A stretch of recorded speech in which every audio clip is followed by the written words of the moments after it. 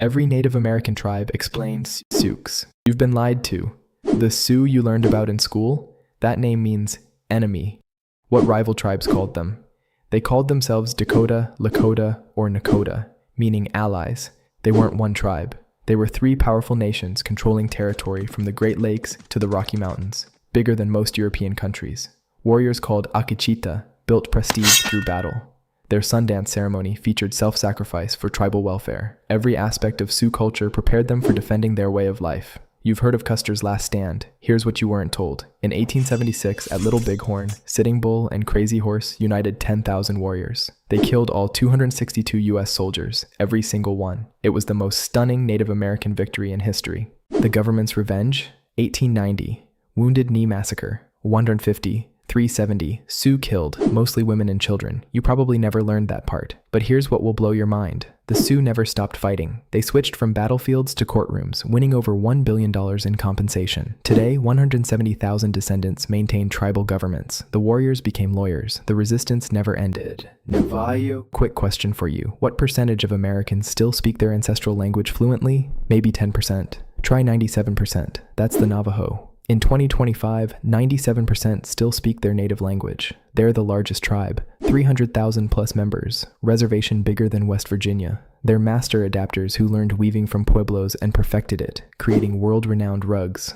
They adopted sheep herding from Spanish and became expert shepherds. They absorbed the best and made it better. But here's the story you need to know. World War II, 1942. Japanese forces kept breaking every American code, until 400 Navajo Marines created an unbreakable code based on their language. At Iwo Jima alone, 800 messages, 0 errors. They shortened the war by 2 years and saved thousands of American lives, possibly your grandfathers. They came home in 1868 and rebuilt from ashes. That 97% language retention? That's not preservation. That's defiance. That's victory. Comanche.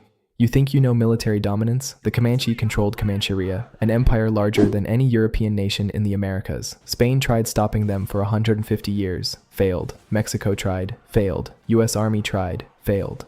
They were called Lords of the Southern Plains for a reason. Greatest light cavalry the world has ever seen. 4-year-olds learning to ride. Warriors shooting arrows from under galloping horses while hanging upside down. They could reload and fire 20 arrows while a soldier reloaded once. Night raids during the full moon got a special name, Comanche Moon. Settlers lived in documented fear. Here's what your history teacher never told you. The Comanche were never conquered militarily. Never. So how did you learn they lost? Buffalo extinction. Americans systematically slaughtered millions for one reason, to starve Plains tribes into submission. When Buffalo died, Comanche society collapsed. That's ecological genocide, not military defeat. The last free chief was Quanah Parker, son of captured white woman Cynthia Ann Parker. After surrendering in 1875, he founded the Native American Church while preserving culture. Today, 17,000 Comanche run one of Oklahoma's most successful tribal governments. The lords never really surrendered. They changed tactics. Cherokee. What happens when you do everything right and it still doesn't matter? In 1821, Sequoyah created a written Cherokee language, one of the few indigenous writing systems ever invented. Within months, thousands became literate. In 1828, they published the Cherokee Phoenix, the first Native American newspaper. They built schools, established a constitution, practiced advanced agriculture. They did everything white Americans asked. Georgia's response? We want your land anyway. Gold was discovered here. 1838, Trail of Tears. 16,000 Cherokees forced to Oklahoma in winter. Over 4,000 died. 1 in 4. Children died in their parents' arms. Elderly collapsed and were left behind. This wasn't war. This was genocide with paperwork. Here's your hope. Today, 390,000 plus enrolled members make them one of America's largest tribes. Wilma Mankiller became the first female principal chief in 1985. Sequoiah's syllabary still taught in immersion schools. Cherokee Nation operates as a sovereign nation. You can steal land, you can murder people, but you cannot kill identity. The Cherokee proved it. Apache. The Apache Wars, 1860s to 1886. That's 26 years. The longest military resistance you never properly learned about. Apache warriors could cover 70 miles a day on foot through desert mountains. They knew every water source, every ambush point. Fighting them was like fighting ghosts. Their leaders became legends. Cochise, Mangas Coloradas, Victorio, and Geronimo. You've heard of Geronimo, but do you know what really happened?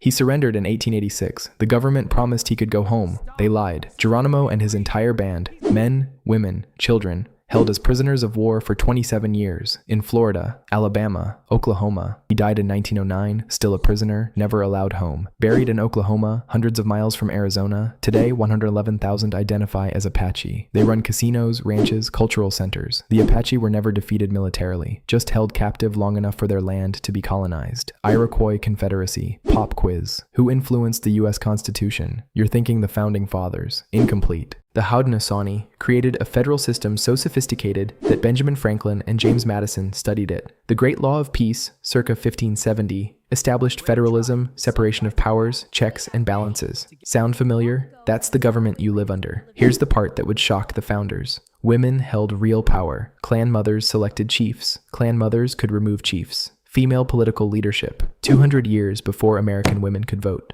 Today, 125,000 Iroquois maintain dual councils in New York and Ontario. The Confederacy still exists, still functions, 450 plus years later. When you hear about American democracy being unique, remember, some of its best ideas came from the people being displaced. Seminole. Only one Native American tribe never signed a formal peace treaty with the United States, the Seminole. They remain technically an unconquered nation, right now, today. Their name comes from Spanish Cimarron, wild one. They formed from Creek refugees and escaped African slaves who became Black Seminoles, full allies and warriors. The U.S. fought 3 wars trying to remove them. Second Seminole War, 1835-42, longest, costliest Indian war in U.S. history, 40,001,500 U.S. soldiers killed. Outcome, stalemate. Now here's the modern twist. Those unconquered Seminoles pioneered high-stakes bingo in 1979, revolutionizing native gaming nationwide. Today, the Seminole tribe of Florida owns the Hard Rock Café empire. You've probably eaten at a Hard Rock. You were supporting a tribe that never surrendered. Think about that next time you order a burger. From swamp refugees to billion-dollar entrepreneurs, never surrendered then, never surrendering now. Nez Perce. Imagine saving someone's life. Then 72 years later, they try stealing your homeland. The Nez Perce saved the Lewis and Clark expedition in 1805 when it was starving. In 1877, the government tried forcing them onto a reservation 1/10 their land size.